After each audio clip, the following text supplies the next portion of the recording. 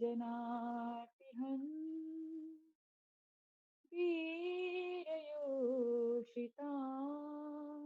निज जनस्मय सनस्मित भज सखे भव। जी, हरे कृष्णा कृष्ण सुंदर माता कृष्ण जी। हरे हरे हरे राम चलो प्रणाम गुरु जी। हरे कृष्णा। हरे कृष्णा हरे कृष्णा हरे नाम हरे कृष्ण गुरु जी प्रणाम हरे हरे कृष्णा कृष्ण श्री कृष्ण सही भक्तों को दंडवत प्रणाम।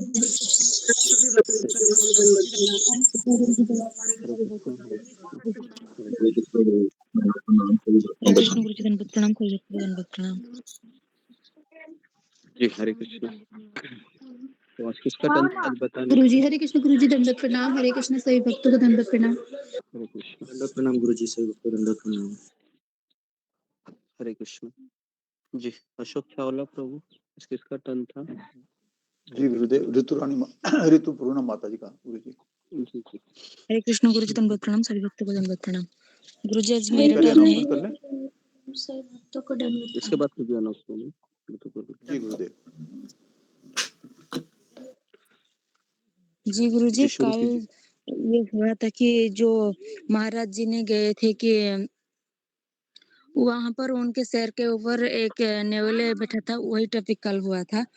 और गुरुजी मैं इतना ज्यादा सुन नहीं पाया, मैं थोड़ा ही बताऊंगी, इतना अच्छे से नहीं बता पाऊंगी। और कल महाराज जी ने बोले कि एक हरीश नाम के व्यक्ति के वो महाराज जी को उनके घर पर इनवाइट किए थे, तो महाराज उनके साथ गए थे, उनके घर पर गए थे। और वहां पे वो आध्यात्मिक के बारे में, दार्शनिक के बारे में डिस्कशन कर रहे थे। और उन्होंने कहा है कि मैं कुछ कहने की अनुमति चाहती हूँ। और उन्होंने छत के ऊपर वो एक रस्सी लटकाए और कुछ आवाज करके वो ऐसे ही पुकारे। और उस वक्त एक नेवाला आया और महाराज कुछ जान नहीं पाते थे कि ये क्या हो रहा है। और उसके बाद एक नेवले ने जो महाराज जी के ऊपर ऐसे ही उसके नाखून के बल पर वो महाराज के सिर के ऊपर आकर बैठ गया। और महाराज जी ने अचंभित थे कि ये क्या हो रहा है। और वो हरीश को ऐसे ही कहे कि तुम कुछ करो, और गिड़गिड़ाते उनको उनसे वो हेल्प मांग रहे थे। और उसके बाद उन्होंने कहे कि ये एक आध्यात्मिक शरीर, उससे ही बोले कि जो नेवले को हटाना ये गलत बात है। और वो जब गुस्सा होगी तो कुछ भी कर सकता है। और उसके बाद महाराज जी ने शांत होकर उसको अपने सिर के ऊपर ऐसे ही रखा, और वो भारी वजन की थी। और महाराज जी ने उसकी बहुत ही दर्द उनको हो रहा था। और उसके बाद वो अपने शरीर में बहुत सारे कीड़े लेकर आया था। और वो उनको काटने के बाद नहीं काटे, और उसके बाद उनको उनकी सिर को ऐसे ही खुजलाए। और महाराज जी ने कहे कि वो मुझे नहीं काटे, और मुझे थोड़ा ऐसे ही कोई तो हो, वैसे ही मेरी शेर को वो खुजा रहा है। और उसके उस परिस्थिति में भी वो कुछ ऐसे ही नेगेटिव नहीं सोच रहे थे, और वो प्रतिकूल ही सोच रहे थे महाराज ने। लेकिन हम ये इस ऐसे परिस्थिति में हम ऐसे उस परिस्थिति के बारे में ही सोच रहे हैं कि हमारा साथ ये क्या हो रहा है। लेकिन वो उसकी अनुकूल ही सोच रहे थे कि भगवान की कुछ इच्छा है, और वो उनके लक्ष्य पर ही वो हमेशा केंद्रित थे। और उसके बाद उन्होंने वो रात भर ऐसे ही वो नेवले को ऐसे ही अपने सिर के ऊपर ऐसे ही रखे, और कुछ भी नहीं करे। और वो भी उसके बाद वो हरीश सो गया। जब सुबह हुआ तो ऐसे ही हरीश जब उठा तो देखा कि महाराज जी के वो सिर के ऊपर वो नेवले तो चला गया, सही अनाया।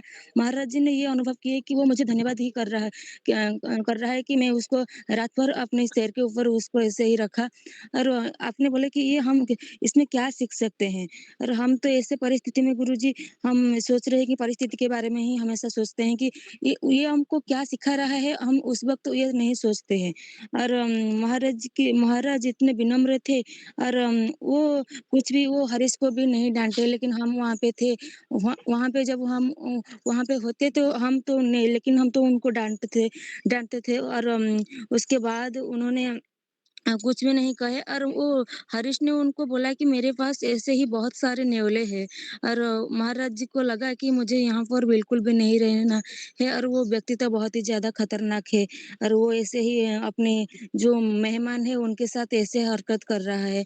हरे कृष्ण गुरुजी, मैं मेरे से बहुत सारे भूल हुआ। मैं इतना ज़्यादा नहीं सुन पाया, क्षमा कीजिए। हरे कृष्ण गुरुजी, दंडवत प्रणाम। जी, धन्यवाद। तो अनाउंसमेंट कीजिए अशोक चावला। हरे गुरु, हरे कृष्ण। जी गुरुदेव, धन्यवाद प्रणाम। सभी भक्तों के चरणों में धन्यवाद प्रणाम। गुरुजी, नेहा गुप्ता माता जी को डेंगू हुआ है और वो हॉस्पिटल में एडमिट हैं। हम उनके शीघ्र स्वास्थ्य के लिए भगवान श्री कृष्ण, परम आदरणीय पूज्य गुरुदेव और सब भक्तों के चरणों में आशीर्वचनों की कामना करते हुए उनके लिए प्रार्थना करें। ऋतु रानी माता जी का यूजीसी का पेपर आज है गुरुजी, और वह आपका और भक्तों का आशीर्वाद चाहती हैं। तो हम उनके उच्च श्रेणी में उत्तीर्ण होने के लिए भगवान श्री कृष्ण, परम पूज्य गुरुदेव और सभी भक्तों के चरणों में आशीर्वचनों की कामना करते हैं। और हम सब भक्त परिवारों के लिए जिनके घर में कोई बीमार है और सब भक्तों के आध्यात्मिक जीवन के लिए भगवान श्री कृष्ण, परम पूज्य श्री राधा प्रभुपाद जी महाराज, परम पूज्य श्री राधानाथ स्वामी महाराज, परम पूज्य समस्त वैष्णवाचार्यों, परम आदरणीय और परम पूज्य गुरुदेव जी और समस्त भक्तों के चरणों में कामना करते कि इन सब के लिए प्रार्थना की जाए ताकि सब ठीक हो और माता जी भी उस श्रेणी में पास हो। धन्यवाद गुरु जी। हरे कृष्णा। जी, हम 3 बार हरे कृष्ण महामंत्र बोलते हैं। हरे कृष्ण हरे हरे कृष्ण, कृष्ण हरे कृष्ण हरे कृष्ण कृष्ण कृष्ण हरे कृष्ण हरे हरे हरे राम हरे कृष्ण, हरे राम कृष्ण राम राम, राम हरे राम, हरे हरे कृष्ण हरे हरे कृष्ण हरे कृष्ण, हरे कृष्ण, कृष्ण कृष्ण कृष्ण, हरे हरे राम, राम हरे राम राम हरे हरे कृष्ण, कृष्ण हरे कृष्ण, राम हरे राम कृष्ण कृष्ण हरे हरे हरि हरे चरण राम हरे कृष्ण राम राम। हरे कृष्ण गुरु हरे कृष्ण चरण दंड पड़ा। ओके, हरे कृष्ण। तो अभी हम जी, तो आगे बढ़ने से पहले हम आपको राधा मदन मोहन जी के दर्शन दिखाते हैं और फिर हम परम पूज्य राधानाथ स्वामी महाराज की कथा को शुरू करते हैं। तो मैं अभी मदन मोहन मंदिर जी के ही प्रांगण में खड़ा हूँ, जप कर रहा था मैं, तो आप सभी को मैं दर्शन कराता हूँ।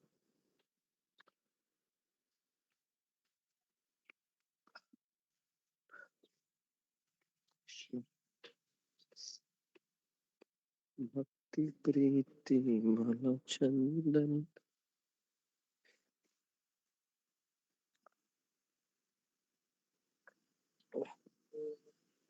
जी, ओके, सबको दिखाई दे रहा है? राधा मदन मोहन ललिता सखी मुझे दिखाई दे रहा है। हरे कृष्ण, प्रणाम। गुरु जी थोड़ा जूम कीजिए। दिखाई दे रहा है कि पता नहीं? दे रहा है गुरु जी? दे रहा है ना? जी गुरु जी जी। दे रहा है गुरु।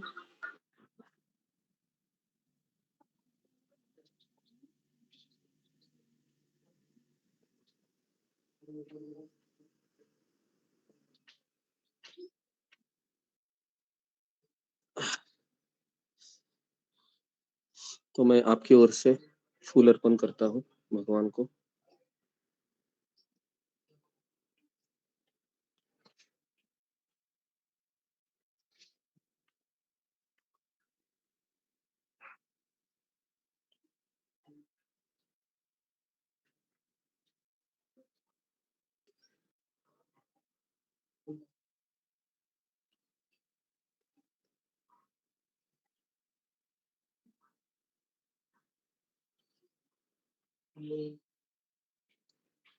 ओके, तो ये राधा मदन मोहन जी भगवान है, संबंध विग्रह है। तो प्रार्थना कीजिए मदन मोहन जी को कि मैं हमेशा भगवान के चरणों की सेवा करता रहूं, भक्तों की सेवा करता रहूं और श्रील प्रभुपाद जी की आंदोलन में एक सेवक के भाव से सेवा देता रहूं। जयताम सुरतो पंगो मम मंद मतिर्गति मत्सर्वस्व पदाम्भोज राधा मदन मोहनम। ओके, हरे कृष्ण। तो अभी हम शुरू करते हैं। कहाँ पर कहाँ जाए?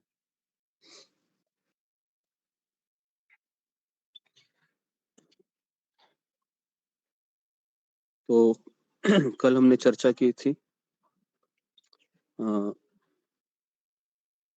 अफगानिस्तान, कंदाहार के बारे में। कंदाहार में महाराज आए थे। तो आज हम चर्चा करेंगे कि महाराज अपनी सबसे बड़ी आसक्ति का त्याग कर देते हैं, जो सुनने लायक है। ओम अज्ञानतिमिरन्धस्य जनशलाकया चक्षुरुन्मीलितं येन तस्मै श्री गुरुवे नमः। नमो विष्णुपादाय कृष्णप्रेष्ठाय भूतले श्रीमते भक्ति वेदांत स्वामिनिति नामिने नमस्ते सरस्वती देवे गौरवाणी प्रचारिणे निर्विशेष शून्यवादी पाश्चात्य देशतारिणे। हे कृष्ण करुणा सिंधु दीनबंधु जगतपते गोपेश गोपिका कांत राधा कांत नमोस्तुते। तप्त कांचन गौरांगी राधे वृंदावनेश्वरी वृषभानुसुते देवी प्रणमामि हरिप्रिय। वाञ्छाकल्पतरुभ्यश्च कृपा सिन्धुभ्येव च पतितानां पावनेभ्यो वैष्णवेभ्यो नमो नमः। जय श्री कृष्ण चैतन्य प्रभु नित्यानंद श्री अद्वैत गदाधर श्रीवासादि गौर भक्त वृंद। हरे कृष्णा कृष्ण कृष्ण हरे हरे, हरे राम राम राम हरे हरे।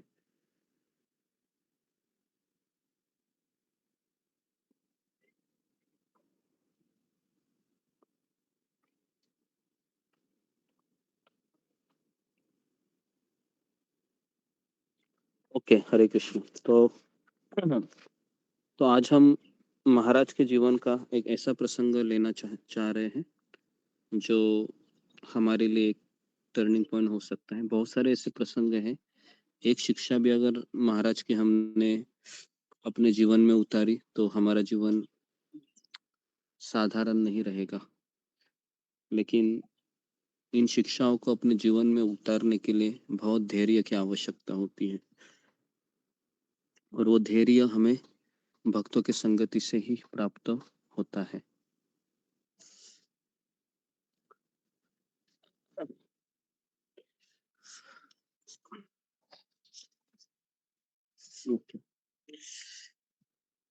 तो शुरुआत करें आज के प्रसंग का।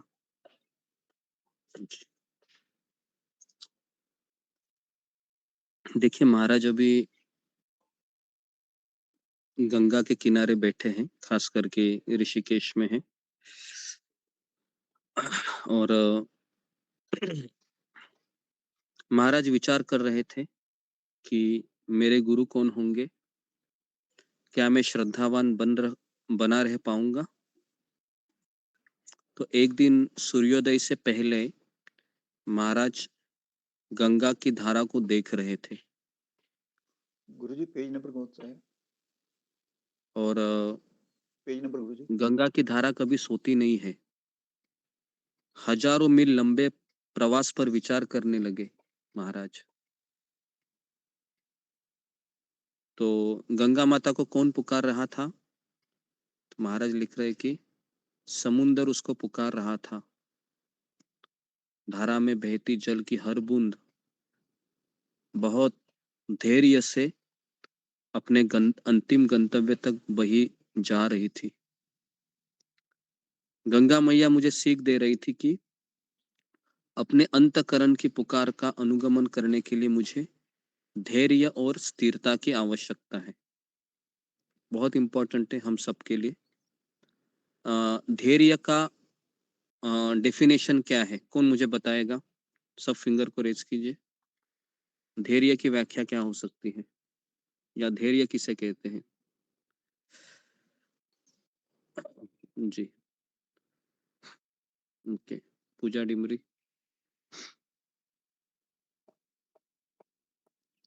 हरे कृष्ण गुरुजी, दंडवत प्रणाम। सभी भक्तों को दंडवत प्रणाम। गुरुजी, आपने ही बताया है कि धैर्य की परिभाषा यही होती है कि जब हम अ, किसी भी कार्य में, अगर हमें खास तौर पे भक्ति में अगर हमें निराशा हो रही है या हमें ऐसा लग रहा है कि असफलता हो रही है, तब भी अपने विश्वास को अडिग बनाए रखना और अपने साधना को कमजोर न पड़ने देना, इसी को धैर्य कहते हैं। जी, जी, धन्यवाद। तो धैर्य की व्याख्या यह है कि असफलताओं में भी निराश न होते हुए आशा को बनाए रखना, और भगवान मेरी रक्षा करेंगे, भगवान मुझे मार्गदर्शन करेंगे, ये मेरी परीक्षा की घड़ी है, इस तरह से सोचते हुए मार्ग में आगे बढ़ते रहना, तो इसको धैर्य कहते हैं।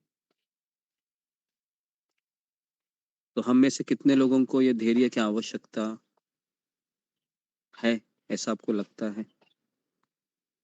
फिंगर को रेज कीजिए। धैर्यवान, धैर्य।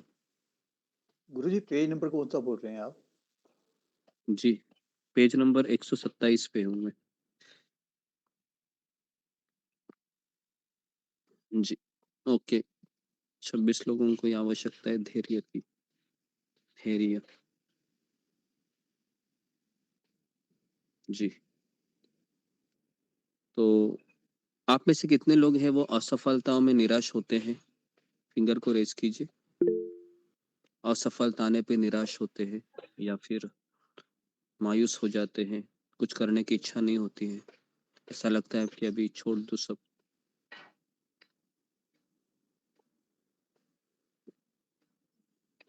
पहले ज्यादा होता था गुरुजी। ओके, जी। तो 26-27 लोग हैं, तो धैर्य की आवश्यकता बहुत ज़्यादा है। मुझे लगता है कि हम सभी लोग उसी इस पे हैं। बहुत जल्दी निराश होना ये बद्ध जीव का स्वभाव है,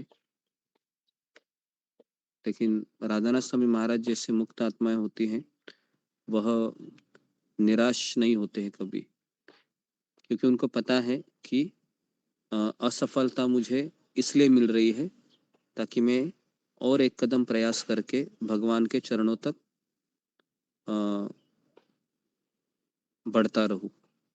तो इसलिए मुक्त आत्माएं हमेशा उसको सकारात्मक रवैया से लेते हैं, और बद्ध जीव हमेशा नकारात्मक रवैया से लेते हैं। ठीक है, हमारे लिए ये राधानाथ स्वामी महाराज की किताब है, एक संजीवनी बूटी की तरह है, जो जीवन में निराशा में हमें आशा की किरण हमेशा दिलाती रहेगी। तो महाराज कह रहे हैं कि धैर्य और स्थिरता। कौन बताएगा मुझे कि स्थिरता की आवश्यकता है जीवन में? फिंगर को रेज कीजिए। स्थिरता, स्थिरता का व्याख्या क्या हो सकती है? स्थिर रहना। जी, दीप्ति सचदेवा। हरे कृष्ण गुरुजी, दंडवत प्रणाम। गुरुजी, स्थिरता की आवश्यकता इसीलिए है क्योंकि हमारा मन, जैसे कि आपने पहले बताया था कि हमारा मन बंदर की तरह है, वो बार-बार गुलाटियाँ मारता है।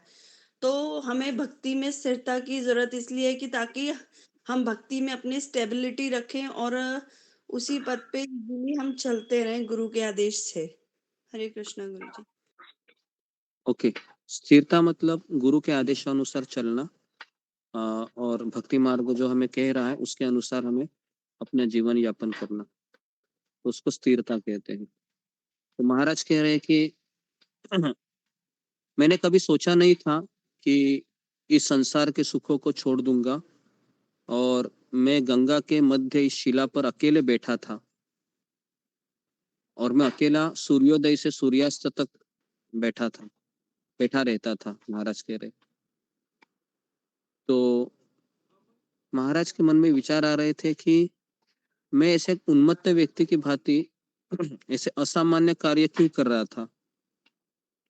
क्या मुझे ऐसा नहीं लगा कि मेरे ये चुनाव सही थे? मुझे लगा कि नीति का रहस्यमय हाथ मुझे आगे ले जा रहा था। नीति मतलब कौन बताएगा मुझे? नीति किसे कहेंगे? महाराज कह रहे हैं कि नीति का रहस्यमय हाथ मुझे आगे ले जा रहा था। तो नीति को हम क्या नाम देंगे यहाँ पर? कुदरत। अशोक चावला प्रभु। ठीक। जी गुरुदेव, जो परमात्मा ने हमारे भाग्य में लिखा हुआ है ये है गुरुदेव। ओके, नीति का अर्थ है, जो नियत है हमारा। नहीं, नीति का अर्थ वही है कि हमारे कर्म के अनुसार आगे बढ़ना। और दूसरा अर्थ ये हो सकता है कि भगवान श्री कृष्ण अगर किसी कोई व्यक्ति उनके पास आना चाहता है तो परमात्मा के रूप में उसे हाथ पकड़कर आगे ले जाते हैं। तो कभी कभी ऐसा भी होता है कि अगर कोई व्यक्ति भौतिक इच्छा भी करता है तो फिर कर्मों के अनुसार वह आगे बढ़ते बढ़ते जाता है, गलत अच्छे चुनाव करते हुए। महाराज कह रहे थे कि मैंने एक शिला को चुना। तो हम जब कई भक्त है परम पूज्य राधानाथ स्वामी महाराज के शिष्य जब ऋषिकेश हरिद्वार गए थे तो उस शिला को देखना चाह रहे थे जिसमें राधानाथ स्वामी महाराज उस समय ध्यान किया करते थे। लेकिन आज उस प्रसंग को कम से कम 50 साल हो गए। तो 50 साल से अभी जब हम जाते हैं वहां पर तो उस जगह पर वो शिला दिखाई नहीं देती है। समय के प्रभाव से गंगा के पानी ने उस शिला को अपने गोदी अपने अधीन ले लिया। तो महाराज कह रहे थे कि ठिठुरती सर्दी में एक दिन जब मैं ध्यान में मग्न था मेरे मन में हारमोनिका के मधुर राग बजने लगे और मैंने अपना ध्यान को छोड़ दिया और मेरी चेतना को हारमोनिका के उस संगीत ने आकर्षित कर लिया। मेरे मन के रंगमंच में एक के बाद एक संगीत समारोह होने लगे। कितना सुंदर महाराज लिखते हैं, एकदम कवि की तरह। मेरे मन के रंगमंच में एक के बाद एक संगीत समारोह होने लगे। एक लालसा मुझे अपने प्रिय हारमोनिका के साथ पुनः मिलने के लिए उकसाने लगी। एक लालसा मतलब एक तरीके से अंदर से एक तीव्र इच्छा जो मुझे हारमोनिका बजाने के लिए उकसाने लगी, जिसे भारत आने के पश्चात मैंने कभी बजाया ही नहीं था। महाराज कह रहे प्रतिदिन मैं निष्ठापूर्वक सूर्योदय से पहले अपने प्रिय शिला पर जा बैठता और सूर्यास्त के पश्चात ही उठता। क्या ये कोई साधारण व्यक्ति कर सकता है? एक जगह पर बैठना 6 घंटा 8 घंटा ध्यान लगाकर कोई नहीं कर सकता ऐसा, क्योंकि हमको तो 10 मिनट 15 मिनट में ही मोबाइल की इतनी तीव्र याद आती है कि हम अंदर से बहुत सोचते हैं कि मैं बिल्कुल नहीं हाथ लगाऊंगा, लेकिन हम हाथ लगाते ही हैं। ऐसे कितने लोगों का हुआ है? आप माला करने बैठते हैं और अचानक मोबाइल के विचार आने लगते हैं और उस समय आप अपने आप को रोकने की चेष्टा भी करते हैं, लेकिन एक समय ऐसा आ ही जाता है कि सोचते हैं कि शायद इम्पोर्टेंट मैसेज आया होगा तो देख लेते हैं। ऐसे कितने लोगों का होता है? सच सच बताइए, जपा करते समय खास करके। जी, तो कैसा होता है कि आप मोबाइल को हाथ लगा ही लेते हैं। ये कितना भी आप इच्छा करें कि मुझे मोबाइल को देखना नहीं है, देखना नहीं है, लेकिन जैसे ही 2 माला हो गई, 4 माला हो गई, आप सोचने लगते हैं कि कितना समय हो गया। तो फिर समय देखने के लिए मोबाइल लेते हैं, लेकिन 2-4 व्हाट्सएप में मैसेज देखकर फिर वापस जपा में बैठ जाते हैं। ऐसा होता है? तो ऐसा हो जाता है ना? आप कितना भी मना करें तो मोबाइल का जो एजिटेशन है वो उसको सहन करना एक मुक्त आत्मा ही कर सकता है। साधारण व्यक्ति उसको एक बार मना करेगा, बाद में वह मोबाइल हाथ में ले लेता है। गुरुजी तो ये कम तब से होता कम है जब आप जपा में नहीं आते ना, जैसे आज था, तो देखता हूँ कि कहीं गुरुजी का कोई मैसेज तो नहीं आया, अदरवाइज़ नहीं होता। सिर्फ़ इसलिए होता है कि आपका मैसेज कोई आया ना हो, कोई ऐसा काम ना हो गया हो। हाँ, आपके लिए ऐसा हो तब होता है। सकता है, लेकिन बाकी लोगों के लिए तो नहीं होना चाहिए, क्योंकि मैं तो उनको कभी मैसेज नहीं करता हूँ। अनाउंसमेंट के लिए आप करते रहते हैं। आज हुआ ऐसे कि मैं करीबन ठंड थी बाहर, नेटवर्क ही नहीं था। 4 बजे मैं चलते-चलते गया, 7 मिनट हो गए। तो वहाँ पर थोड़ा-सा मैं जपा टोक दिया और घर में, क्योंकि मैं बाहर बैठकर जपा नहीं कर सकता हूँ, क्योंकि मेरी सेहत इतना अच्छा नहीं है। तो पूरा नेटवर्क ही नहीं था, तो इसके लिए फिर आज का जपा मैं आप लोगों के साथ कर नहीं पाया। तो मैं मंदिर में गया, मंदिर में ही जपा किया। यहाँ पर नेटवर्क अभी बारिश ठंडी के कारण वो जो दव पड़ते हैं, तो इससे काफ़ी यहाँ पर नेटवर्क का इश्यू हो रहा है। तो आप लोग भगवान से प्रार्थना कीजिए कि नेटवर्क अच्छे से रहे, ताकि हम सुबह का जपा अच्छे से कर सकें। लेकिन मैं प्रयास करूँगा। सोच रहे हैं अभी क्या करें इसके ऊपर। शायद मुझे जगह बदलनी पड़ी, दूसरी जगह जाना होगा फिर, क्योंकि जपा का नेटवर्क में यहाँ पर इश्यू होता रहता है। लेकिन दोपहर के बाद कोई समस्या नहीं है। तो भले ही मैं आऊँ या ना आऊँ, मुझे ऐसा लगता है कि हमें अपना जो कर्तव्य है उसको करना चाहिए, है ना? मैं तो हमेशा आपके साथ नहीं रह सकता हूँ, जब तक हूँ तब तक रहूँगा। लेकिन आपको हमेशा जो आपने सुना है, जपा करना है और भगवान को याद करना है, वो सब आपको करते रहना है ना? आगे बढ़ते हैं अभी। तो महाराज अभी उठ गए ध्यान से और कहाँ चले गए? महाराज कह रहे कि मैं उस शिला तथा नदी के पीछे छोड़कर हारमोनिका बजाने के लिए गुफा में लौट आया। जब मैंने हारमोनिका को अपने होठों से लगाया तो कुछ अजीब और गरीब घटना घटी। एक अदृश्य शक्ति मुझे नदी तक वापस लौटने के लिए बाध्य करने लगी। अदृश्य शक्ति मतलब भगवान की इच्छा से एक मन कह रहा था महाराज को कि तुम इधर क्यों आए, ध्यान कर रहा था अच्छे से, और महाराज के मन के विचार हारमोनिका बजाने के लिए कह रहे थे। तो मैं इसको मन और बुद्धि का युद्ध के रूप में देख रहा हूँ।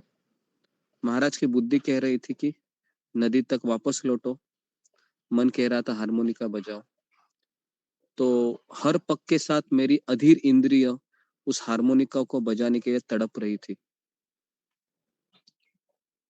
और गंगा माता के प्रवाह के बीच से चलकर मैं रेंगते हुए अपनी शिला पर पहुंचा।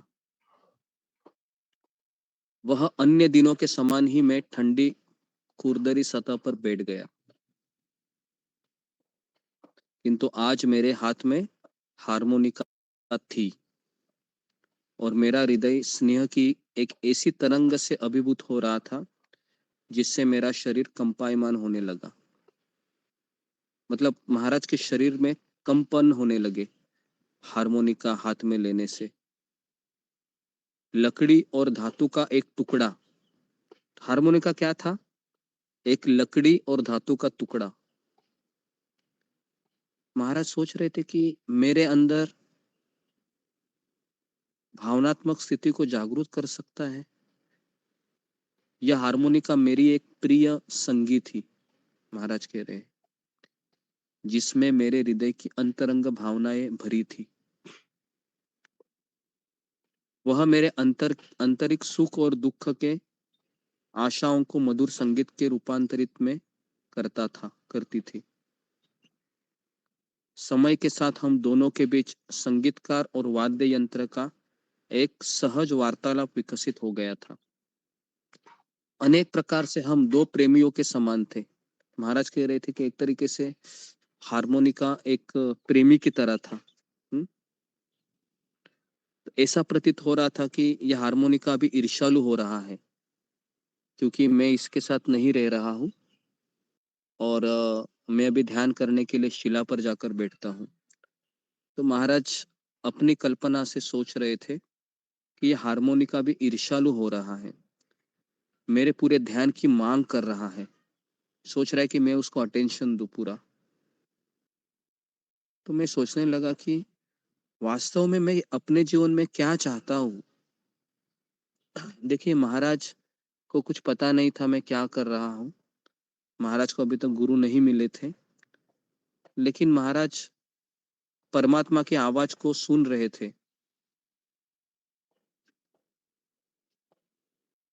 तो इसलिए यहाँ पर महाराज कह रहे हैं कि मैं अपने जीवन में क्या चाहता हूँ। कई बार महाराज के मन में ऐसे विचार आते थे कि ये मैं क्या कर रहा हूँ, मुझे कॉलेज में जाना चाहिए, नौकरी करनी चाहिए, माता पिता के साथ रहना चाहिए, लेकिन मैं इस तरह से क्यों भटक रहा हूँ। इसका उत्तर महाराज हमेशा क्या देते थे, कौन बताएगा? फिंगर को रेज कीजिए। जब जब महाराज के मन में ऐसे विचार आते थे तो अंदर से महाराज किस तरह से अपने आप को समझाते थे, ये मैं क्या कर रहा हूँ। तो महाराज उसको आप भूल रहे हैं। महाराज इसको कहते हैं एक अदृश्य शक्ति है जो मेरा मार्गदर्शन कर रही थी। बराबर है, अदृश्य शक्ति, इसको हम परमात्मा का ही नाम दे सकते हैं, क्योंकि भगवान गीता में कहते हैं जो व्यक्ति मेरे पास आना चाहता है मैं उसको मार्गदर्शन करता हूँ। कौन सा वो श्लोक है? भीतर से मार्गदर्शन करता हूँ। चतुर्सुखी श्लोक लेंगे सर। हाँ, कौन सा वो श्लोक है? तेषां सततयुक्तानां भजतां प्रीतिपूर्वकं ददामि बुद्धियोगं हाँ, तं येन माम् उपयाति। Very good, very good. अच्छा है। तो यही जो श्लोक है, तेषां सततयुक्तानां प्रीतिपूर्वकं ददामि बुद्धियोगं तम। ददामि मतलब मैं उसको बुद्धि देता हूँ। ये न माम उपयांति ते, ताकि वो मुझ तक आ सके, है ना। तो इसके लिए जिसको भगवान चाहिए और सही में उसकी बहुत ही प्रामाणिक हेतु है, सीरियस है, वो सिंसियर है, तो भगवान उसको राह दिखाते हैं। ये हम इस किताब के जरिए देख सकते हैं, है ना। एक तरीके से महाराज को ये भी पता नहीं था भारत देश कहाँ है, लेकिन आज हम देख रहे हैं कि महाराज कई भारतीयों के गुरु है।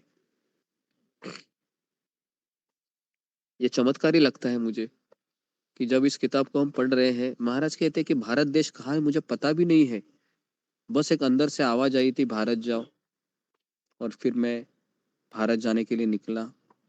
वहां पर मेरा रास्ता रोका गया, मैंने वहां पर वचन दिया, और आज हम देखते हैं महाराज 74 ईयर्स के हैं और महाराज के 10,000 शिष्य हैं, सब भारतीय ही ज्यादा।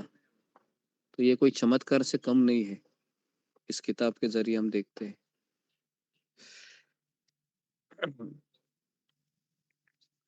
तो अदृश्य शक्ति, आप में से कितने लोगों को अदृश्य शक्ति प्राप्त हुई है जो आपको खींच रही है, नहीं तुम भक्ति करो, भक्ति करो, और आप सोच रहे हो कि क्या करूं मैं, और वापस मन में और एक विचार आता है कि नहीं, भक्ति करना ही सही है ना।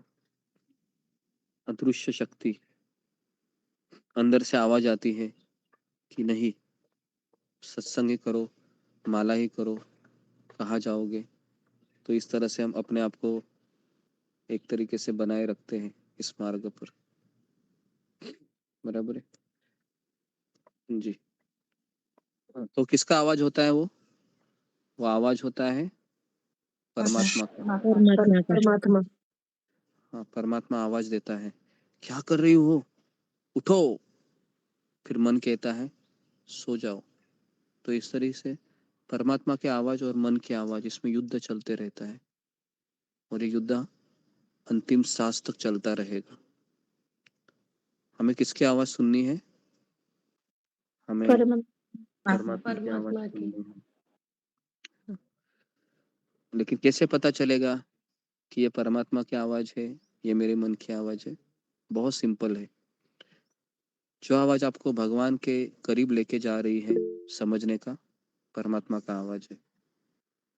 जो आपको भगवान से, भक्तों से दूर लेके जा रही है, समझने का वह मन का आवाज है। ठीक है,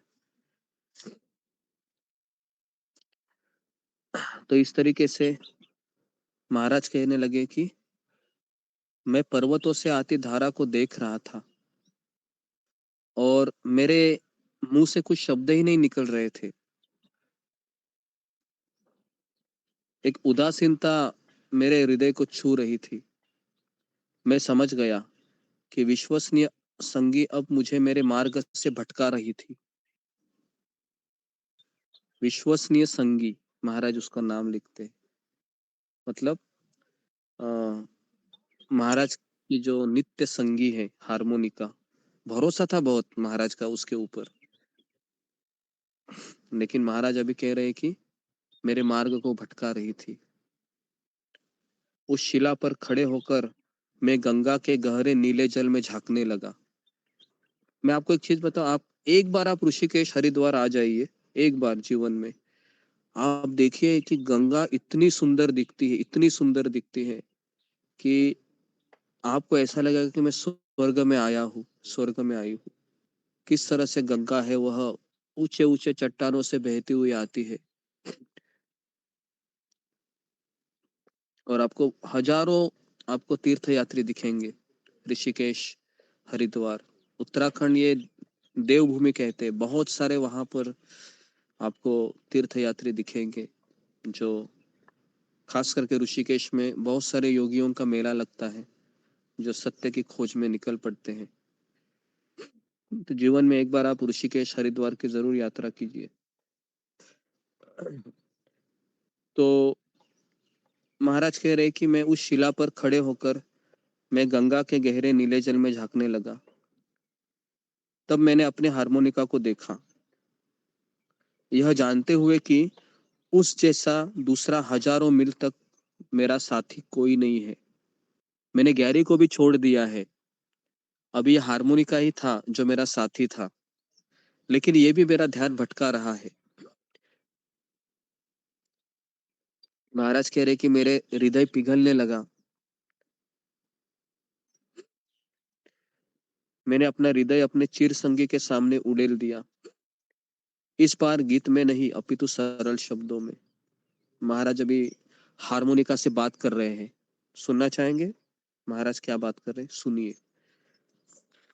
आपने भी शायद ऐसा बात किया होगा कि पता नहीं, लेकिन महाराज यहाँ पर लिख रहे हैं, हे मेरे प्रिय मित्र, इतने दिनों तक मेरी विश्वसनीय संगी बने रहने के लिए मैं तुम्हारा धन्यवाद करता हूँ। जब मेरा मन वेदना और अकेलापन में जूझ रहा था, इसके बीच तुमने सदैव मेरे साथ रहकर मुझे सांत्वना और सुख दिया। कितने धैर्य से तुमने मेरे अंतकरण के विचारों को सुना और जिन शब्दों को मैं कह नहीं सकता था, तुमने उन्हें ऐसे गीतों में ढाला जिन्होंने लोगों के हृदय को छू लिया। जब महाराज ये कह रहे थे तो महाराज की आंखों से आंसू निकलने लगे। महाराज कह रहे थे कि मैं रो रहा था। फिर मैंने अपनी आंखें पवित्र नदी की ओर मुड़ी और फिर मैंने गंगा मैया को प्रार्थना की, हे गंगा मैया, आज मैं अपनी सर्वप्रिय वस्तु आपको अर्पण करने जा रहा हूं, क्योंकि ये वस्तु मेरे हृदय को अयोग्य बना रही है। मैं अपना अयोग्य हृदय भगवान को अर्पित करना चाहता हूं, कृपया इसे स्वीकार करें।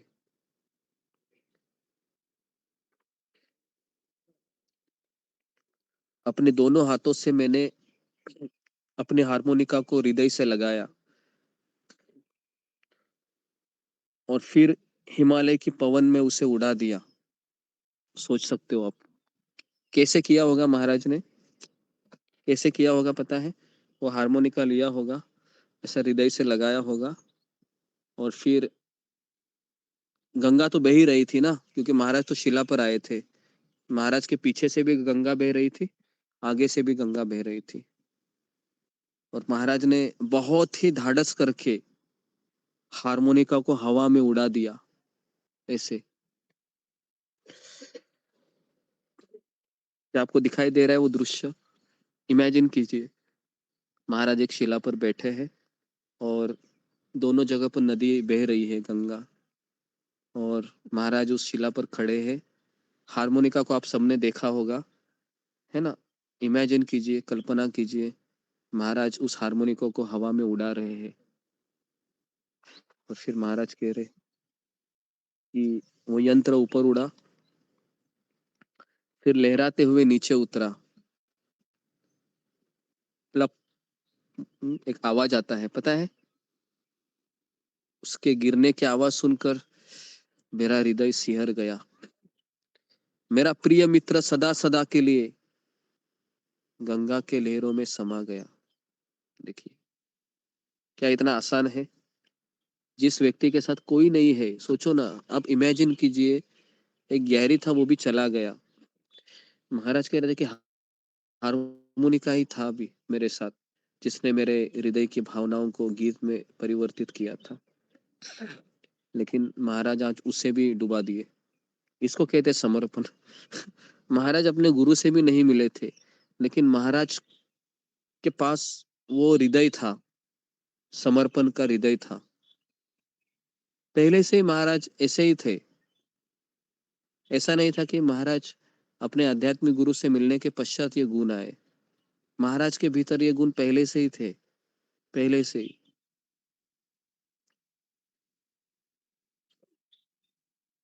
अभी देखिए महाराज की क्या हालत होगी, आप इमेजिन कीजिए। थोड़े समय के लिए महाराज उस शिला पर ही खड़े थे, सोच रहे थे कि हारमोनिका मेरा चला गया।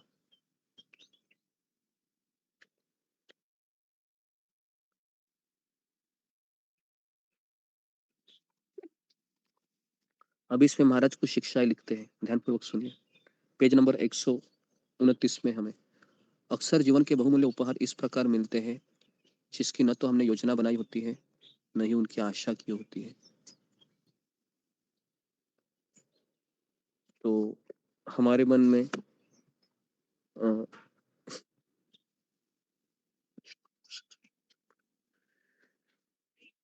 जी, तो हमारा जीवन में इस तरीके से उपहार मिलते हैं, ना हमें कभी योजना बनाई होती है, न उनकी आशा की होती है। कुछ लोग कहते हैं कि यह संयोग से होता है, कुछ इसे कर्मों की गति कहते हैं, कुछ अन्य विश्वास करते हैं कि भगवान किसी भी क्षण हमारे जीवन में हस्तक्षेप कर सकते हैं। तो इस तरीके से महाराज अपने आप को समझा रहे थे। एक दोपहर में जब मेरी चिंतन मेरे ध्यान साधना से हटकर गंगा मैया के लहरों के संगीत की ओर मुड़ा। अभी देखिए, अभी यहाँ पर अभी यहाँ पर गंगा मैया महाराज को कुछ देना चाहती है। तो आप सोच सकते हैं कि महाराज क्या देना चाह रहे हैं। सॉरी, गंगा मैया महाराज को क्या देना चाह रही थी? दी।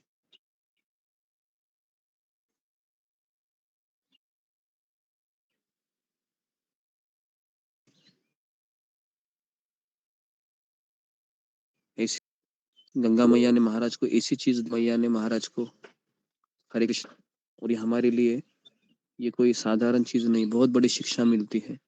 जब हम हमारी प्रिय वस्तु का, प्रिय व्यक्ति का भगवान को समर्पित होने के लिए त्याग करते हैं, तो भगवान हमें ऐसी चीज दे देते हैं जिसकी शायद हम कल्पना भी नहीं कर सकते। और यही अभी महाराज के जीवन में हो रहा है। महाराज कह रहे थे कि अगले ही दोपहर में मैं चिंतन ध्यान साधना से हटकर गंगा मैया की लहरों की संगीत की ओर जाके मुड़ा, और मुझे ऐसा प्रतीत होने लगा कि गंगा की सुंदर लहरें ज्ञान और प्रेम का एक गीत गा रही थी। मैं मंत्रमुग्ध होकर उस मधुर गीत को सुन रहा था, और फिर वही मेरा ध्यान बन गया। सुबह से शाम तक मैं केवल नदी के गीत पर ही ध्यान करता था। कुछ दिनों के पश्चात ठिठुरती हवा में बैठे हुए मैंने ऊपर हिमालय की आकाश को निहारा। नदी के कल कल स्वर ने एक ऐसे संगीत की रचना की जिसने मुझे अपने विचारों के बंधन से मुक्त कर दिया। तभी नदी के संगीत से हजारों दिव्य स्वर उमड़े और सभी ने एक स्वर में उच्चारण किया, ओम। देखिए महाराज को ओम शब्द भी कैसे सुनाई दिया और इस तरीके से उस ध्वनि ने मेरे मन को वशीभूत कर लिया। एक अन्य शाम जब सूर्यास्त हो रहा था तो मैंने सर्दी के सुनहरे बादलों को गहरे नीले आकाश में उड़ते देखा। मेरा मन यह स्मरण करते हुए उड़ने लगा कि कैसे भगवान ने मुझसे इतना कम लेकर अधिक अधिक इतना अधिक दिया है। देखिए इसको कहते हैं, महाराज लिखते हैं कि एक क्षण के लिए मैंने विचार किया कि स्वयं व्यक्ति जब स्वयं को कृपा के लिए जितना अयोग्य समझता है, कृपा मिलने पर वह उतना ही कृतज्ञ होता है। बहुत बड़ा चीज महाराज यहाँ पर सिखा रहे हैं कि जब हम कृपा के लिए अपने आप को अयोग्य समझते हैं, कृपा मिलने पर वह उतना ही कृतज्ञ होता है। और फिर महाराज लिखते हैं कि कृतज्ञता ही वह गुण है जो हृदय को भगवान का आशीर्वाद स्वीकारने के लिए योग्य बनाता है।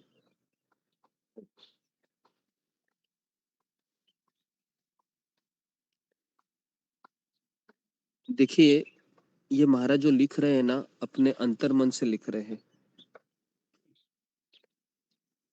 और आपको पता होगा कि ये सब लिखने से पूर्व महाराज ने कई सारे ऐसे प्रसंगों से गुजरे थे, उसमें शायद महाराज मर भी सकते थे, लेकिन फिर भी महाराज यहाँ पर ये लिख रहे हैं कि भगवान ने मुझे कितना कुछ दिया है, मुझसे इतना कम लेकर कितना मुझे दिया है, कितना मुझे दिया है। तो इस तरीके से ये जो महाराज के विचार है ये हमारे लिए एक मार्गदर्शक की तरह है। जब हम भगवान से ये कहते हैं कि भगवान मैंने आपको दिया ही क्या है, मैंने तो आपको कुछ नहीं दिया, लेकिन आपने मुझे सब कुछ दिया है, तब जाके हमारा हृदय भगवान का आशीर्वाद स्वीकारने के योग्य बनता है। महाराज अपने नेत्र मूंद कर मैं फिर से नदी के द्वारा गाए जा रहे ओम के अनंत गान में डूब गया। मुझे लगा कि अभी मैं किसी असाधारण घटना के कगार पर खड़ा हूं। फिर मैंने कुछ ऐसा सुना जो मानो गंगा मैया की हृदय के गहराइयों से उभर कर आया था। हजारों दिव्य ध्वनियों से मिलकर मधुर स्वर में एक गीत गाया जिसकी झंकार संपूर्ण घाटी में गूंजती हुई प्रतीत होने लगी। वो था, हरे कृष्णा कृष्ण कृष्ण हरे हरे, हरे राम राम राम हरे हरे। तो ये गीत किसने दिया था महाराज को? तो ये गीत महाराज को गंगा गंगा मैया। मैया ने दिया था, है ना। देखिए साधारण चीज नहीं है ये, और वही मंत्र दिया, हरे कृष्ण महामंत्र। मुझे लगा जैसे नदी द्वारा यह गीत गवाकर भगवान ने इस अत्यंत मनोरम मंत्र को मेरे कानों में धीमे से कह दिया, और मेरी दीक्षा ये एक दीक्षा के संस्कार जैसा ही था जिसने मुझे एक ऐसी लहर पर आरूढ़ कर दिया जो मुझे मेरी अपेक्षाओं की ओर समीप ले आई। मेरा हृदय कृतज्ञता से आप्लावित हो उठा। अकस्मात मैंने खुद को अपना लंबा मौन व्रत तोड़कर इस मन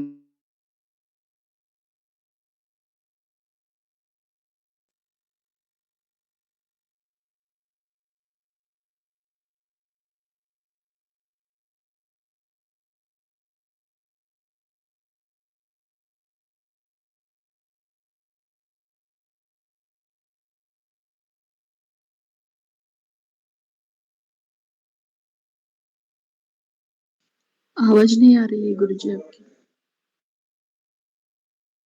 के समान यह रहस्य भी आने वाले समय में उद्घाटित होगा। अपने हारमोनिका के गीत का बलिदान करने पर मुझे गंगा का गीत धरोहर के रूप में प्राप्त हुआ।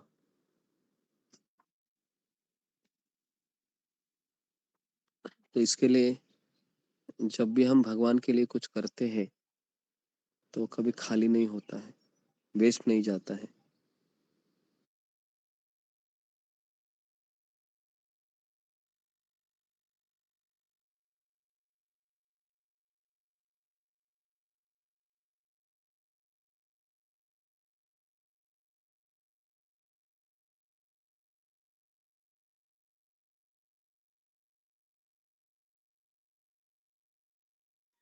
हरे कृष्णा प्रभु जी, आवाज नहीं आ रहा है।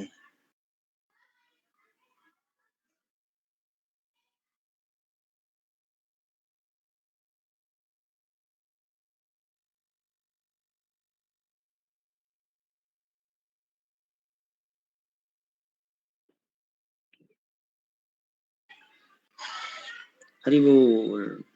हरे कृष्णा प्रभु जी, दंडवत प्रणाम। आवाज नहीं आ रहा है। हरि बोल।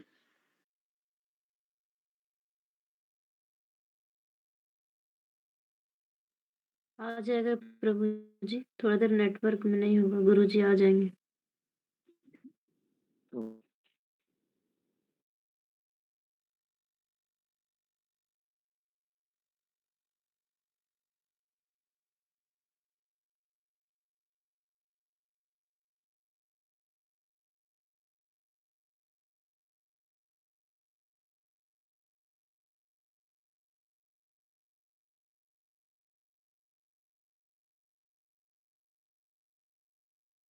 हरे कृष्णा। ओके, तो इस प्रसंग को अब हमने आपको सुनाया, तो अभी इस प्रसंग से आप क्या आपने शिक्षा प्राप्त की है?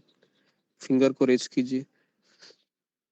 इस प्रसंग से हम क्या शिक्षा प्राप्त कर सकते हैं? कई सारे शिक्षाएं हैं इस प्रसंग में। जी जी, ममता पाल। हरे कृष्णा गुरुजी के चरणों में दंडवत प्रणाम। सेवा भक्त के श्री चरणों में दंडवत प्रणाम। गुरुजी पहले से जो आपने बताया उसमें जो एक जो है स्थिरता और जो धैर्य है, तो ये धैर्य मुझे सबसे अच्छा लगता है कि भक्ति में हम लगे हैं, चाहे असफलता आए लेकिन हमें धैर्य बना के रखना है। असफलता भी आते मुझे ऐसा है कि एक बार माला करते वक्त लगता है आज अच्छा नहीं माला हुआ, दिन भर मन उदास रहते हैं, ऐसा अच्छा नहीं लगता है। मतलब जैसे कि दिन भर ही कुछ सत्संग में भी मन नहीं लगता क्योंकि सुबह का माला अच्छा नहीं है, माला नहीं अच्छा हुआ, ऐसा मन में ऐसा लगता है कैसे भक्ति कर रही हूँ, कैसा चल रहा है मेरा भक्ति। मेरे मन में ऐसा एक बार कई बार आ जाते हैं। तो फिर तो आज मुझे ये लगा कि धैर्य रखना पड़ेगा हमें, चाहे कैसा भी हो, जपा में मन लगे ना लगे, आप बताते धीरे धीरे वो ठीक होते जाएंगे। ठीक तो होंगे नहीं जीवन भर, लेकिन वो थोड़ा बहुत तो ठीक होता जाएगा। ये मन में मुझे साहस मिला धैर्य के बारे में, जो है हमें धैर्य रखना पड़ेगा भक्ति में।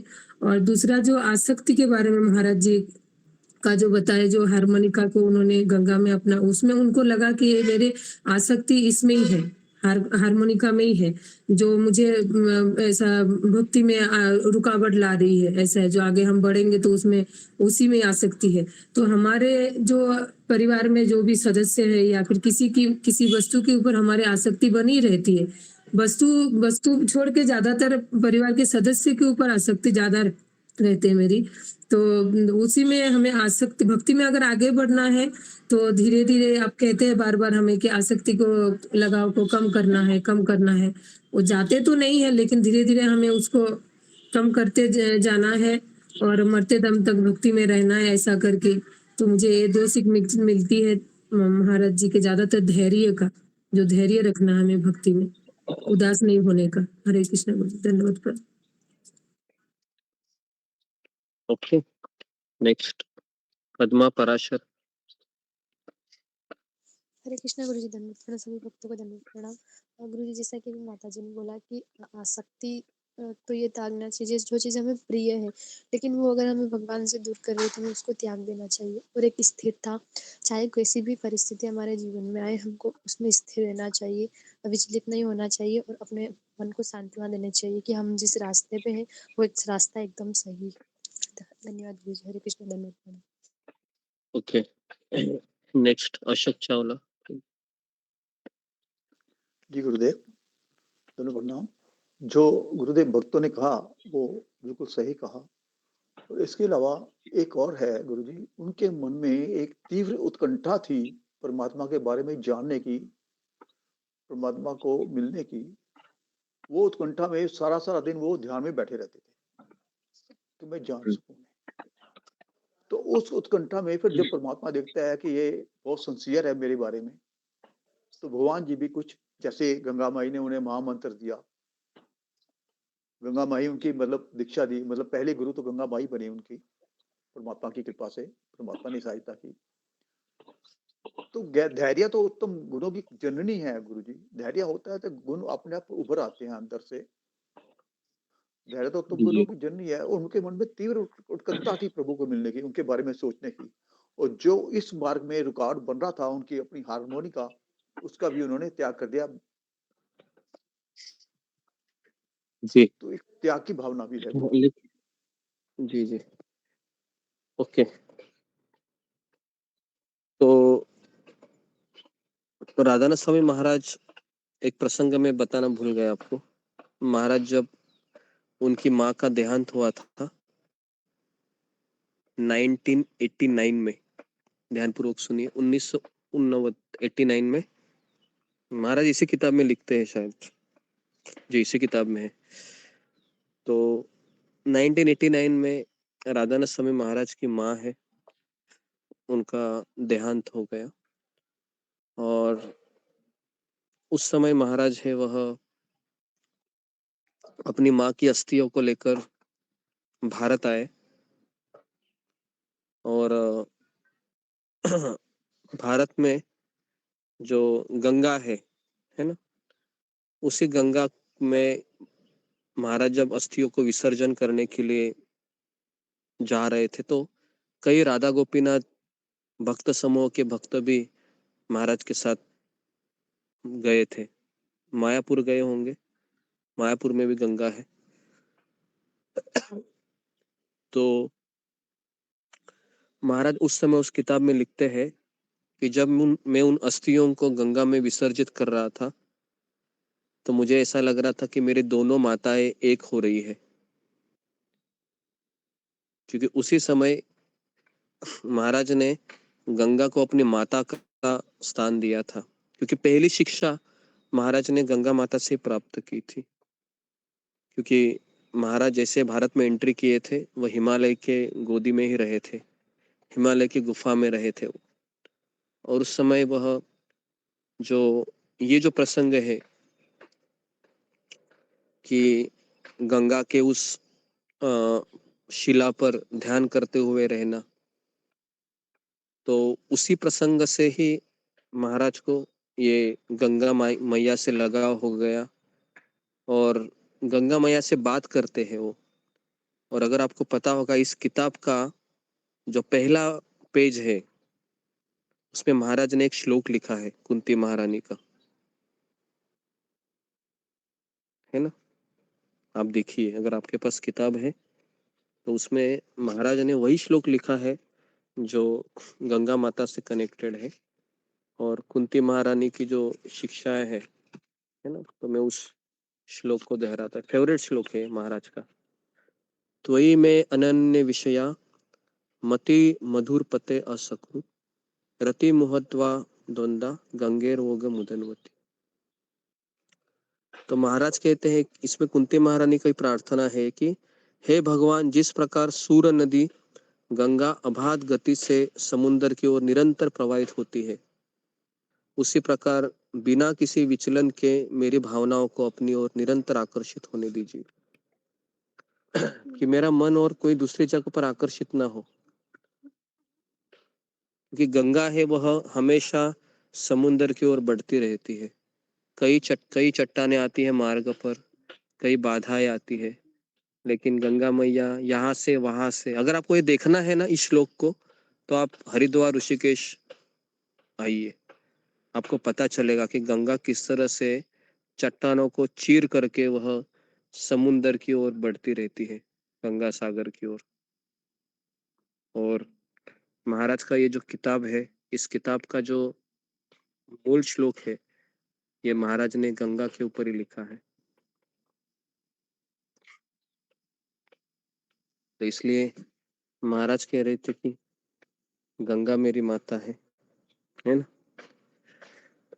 और इसी गंगा ने ही मुझे मेरे आध्यात्मिक गुरु से मिलवाया, जो शिल प्रभुपाद उनके गुरु रहे, है ना। तो शिल प्रभुपाद जी की पहली मुलाकात का प्रसंग हम कल आपको सुनाएंगे।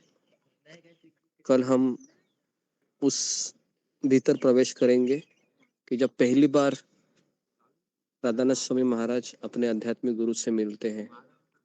वो प्रसंग इतना खूबसूरत है कि महाराज जब अपने मुंह से बताते हैं तो और वो रोचक लगता है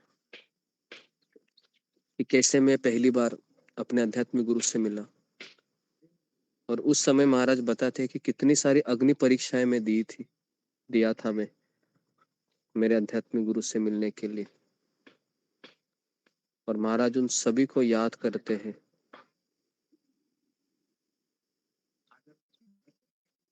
और राधानाथ स्वामी महाराज को जब बहुत सारे लोग प्रश्न पूछते हैं कि अब महाराज आप 50 सालों से आप भक्ति कर रहे हैं और आप में वही लगन है, वही उत्साह है, वही दृढ़ निश्चय है, कैसे आपको प्राप्त हुआ ये सब चीजें, कैसे?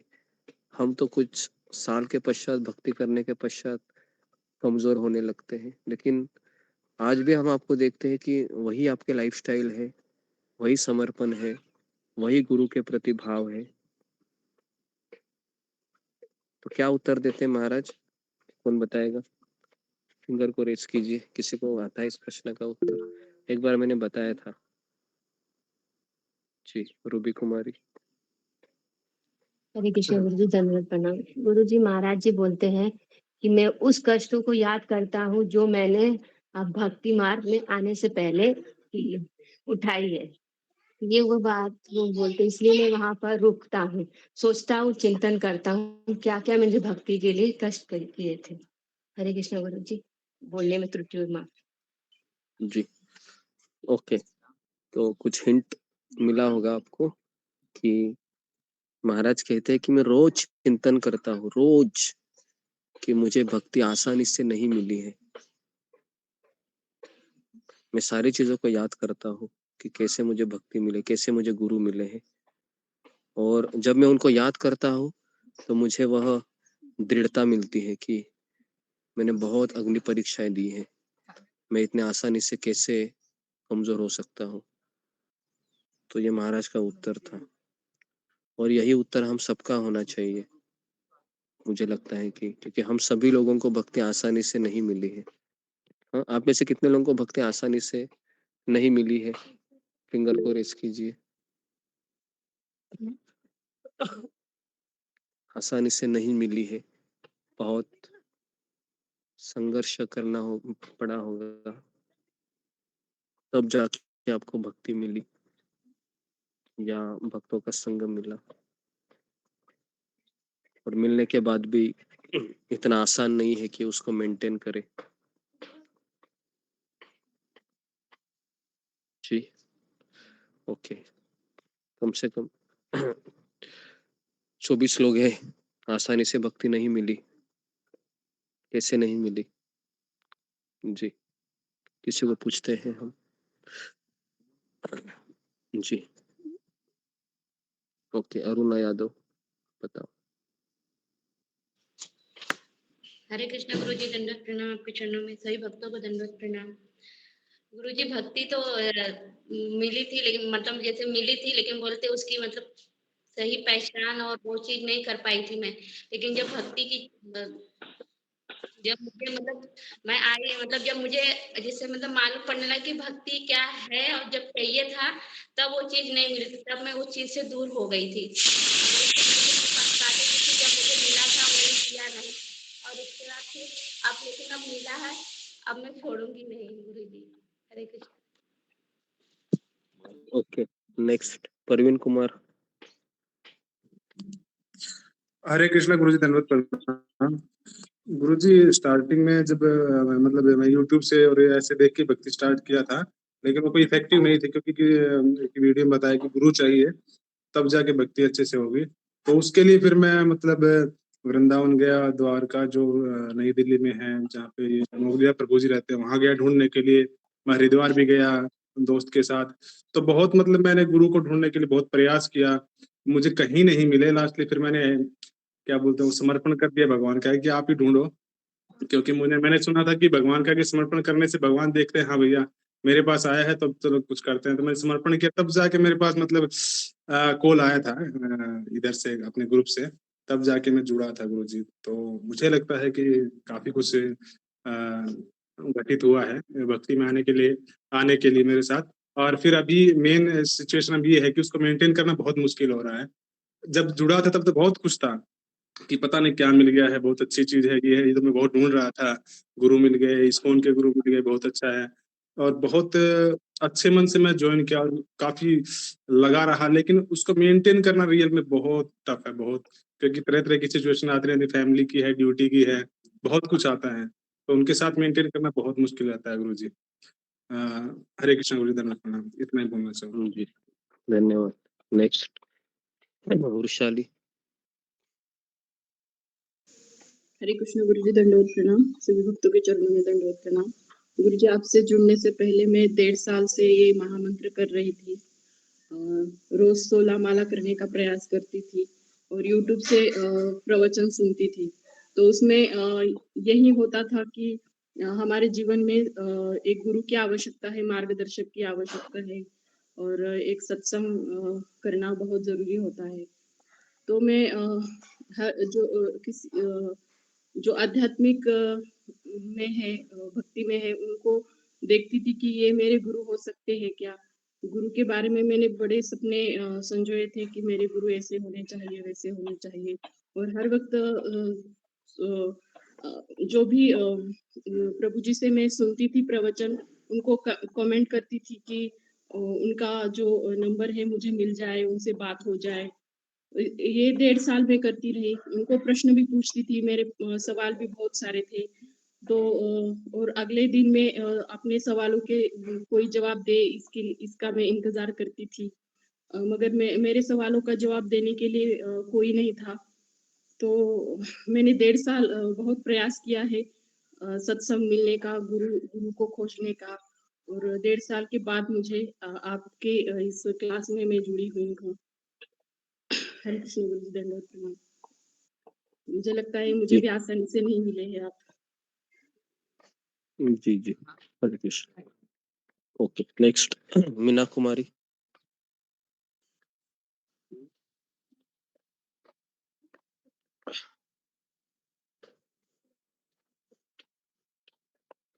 नेक्स्ट प्रीति अग्रवाल। हरे कृष्णा गुरुजी, दंडवत प्रणाम। सभी भक्तों को दंडवत प्रणाम।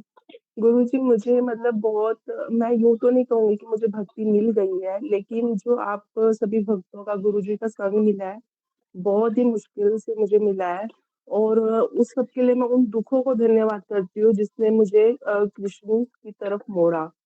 अब जहाँ तक उसको मेंटेन रखने की बात है, तो वो मेंटेन रखना इतना मुश्किल है कि मेरे घर पे सभी इसके विरुद्ध है। मेरे हस्बैंड, मेरे सास-ससुर, कोई भी मुझे माला के लिए अलाउ नहीं करता है, क्लास के लिए मुझे अलाउ नहीं करता है। ये मुझे सब छुप-छुप करके ही करना पड़ता है। मॉर्निंग क्लास मैं जॉइन करना चाहती हूँ, लेकिन मुझे वेट करना पड़ता है कि हस्बैंड कब काम के लिए निकलेंगे, क्योंकि उनका खुद का बिज़नेस है, तो कोई फिक्स टाइम नहीं है जाने का, आने का। तो वो कब निकले और मैं कब फटाफट से जॉइन करूँ। तो ये सब जो प्रॉब्लम है, मुझे यूँ लगता है कि जो चीज़ मुझे इस्कॉन टेम्पल जाना भी अलाउड नहीं है गुरुजी। बट मुझे यूँ लगता है कि अगर मुझे ये सब आसानी से मिल जाता तो मैं उसकी उतनी कदर नहीं करती जितनी मैं कर रही हूँ। तो ये जो चीज़ मुश्किल से मिल रही है, वो चीज़ ज़्यादा आनंद दे रही है मुझे गुरुजी। ओके जी, गुरुजी। धन्यवाद। ओके तो जी, मीनाक्षी रावत। हरे कृष्णा गुरुजी, दंडवत प्रणाम। सभी भक्तों को दंडवत प्रणाम। गुरुजी, मुझे भी यूट्यूब के माध्यम से और एक सीरियल के माध्यम से ही भक्ति का अनुभव हुआ था और जब मैंने यूट्यूब में वीडियो देखी तो तब समझ में आया कि मनुष्य जीवन क्यों मतलब इतना ज़रूरी है या क्या इसका ध्येय है। तो जब मैं फिर इस वीडियो देखती गई तो उसमें पता चला गुरु होना चाहिए। तो ऐसा लगता था किसको मैं ये जो फीलिंग्स है नई-नई भक्ति के बारे में या जानना कि क्यों मनुष्य जीवन है, क्या करना चाहिए, कैसे आगे बढ़ना चाहिए। तो फिर बहुत उसमें प्रेयर्स होती थी कि क्या करूँ, कैसे किसको पूछूँ, कौन भगवान मिलेगा कि किसको कोई मिल जाए कि जिससे मैं ये चीज़ बोलूँ। तो यूट्यूब में जब मैंने हरे कृष्ण टीवी के माध्यम से भगवत गीता मंगवाई थी, तो उन माताजी को ही मैं कॉल करके बोला मैंने कि मैं आपसे बात करूँगी क्योंकि मैं नई हूँ भक्ति में और मुझे कुछ भी नहीं पता है, बट आगे बढ़ना है और मेरे पास ऐसा कोई व्यक्ति नहीं है जिससे मैं ये चीज़ पूछूँ।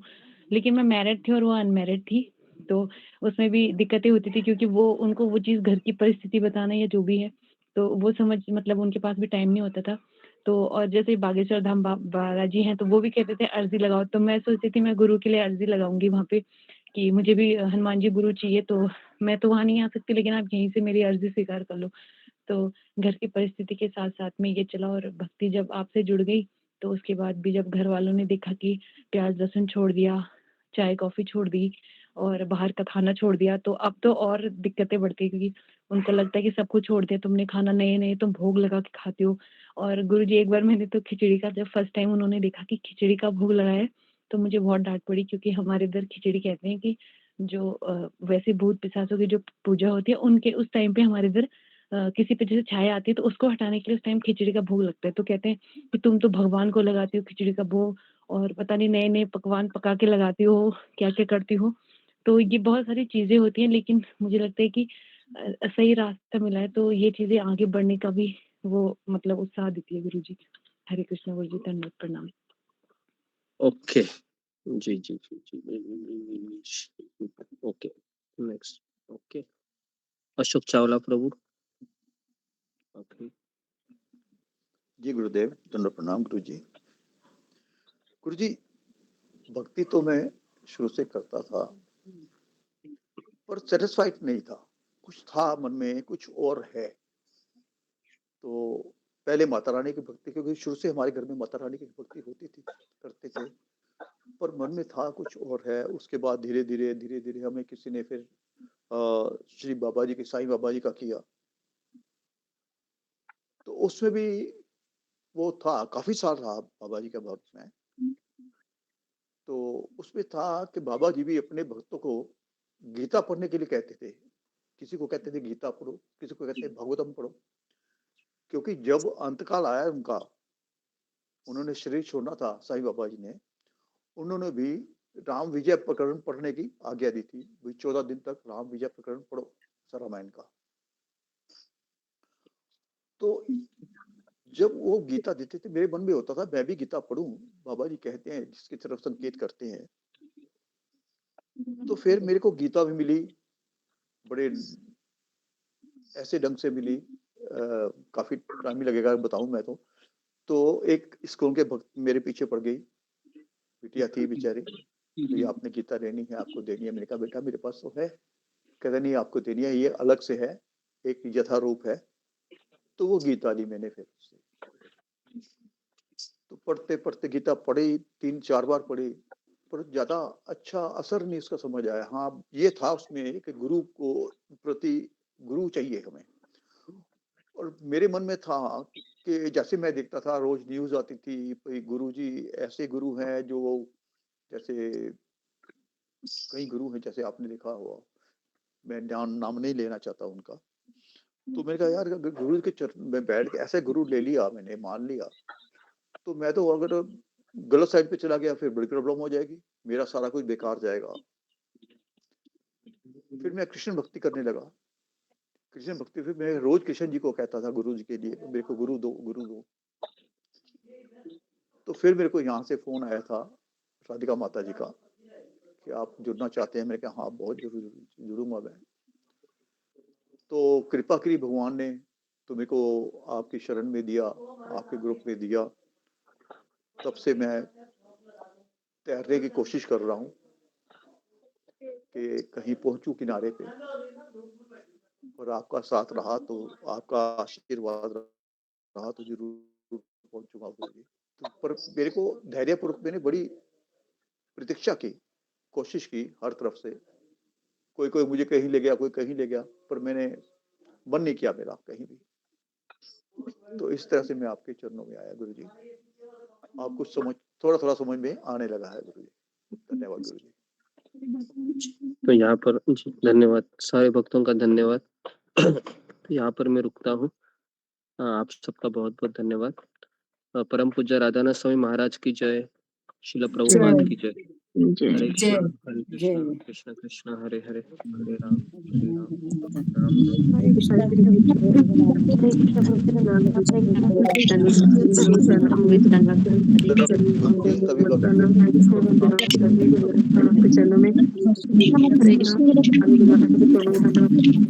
राम कृष्ण गुरु जी को दंडवत प्रणाम। सभी भक्त के चरणों में धन्यवाद।